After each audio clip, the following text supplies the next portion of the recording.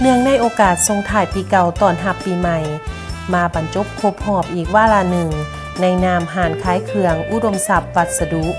พร้อมด้วยพนักงานทั้งหมดขออวยพรไส้อันประเสริฐมายังผู้นำภาครัฐจงมีสุขภาพเข้มแข็งนำพาปวงชนลาวก้าวสู่ความศรีวิไลอวยพรแด่บรรดาทานพนักงานทหารตำรวจนักธุรกิจแม่ค้าเช้าขายและประชาชนบรรดาเผ่าจงมีความสุขเจริญทรัพย์เจริญกายและเจริญใจ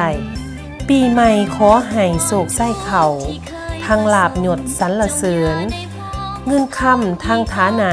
สื่อเสียงดังโกงพร้อมพำพ่อนดวงแก้วเวลมณีให้เฮืองหุงโศกไส้ไหลหลังเข่า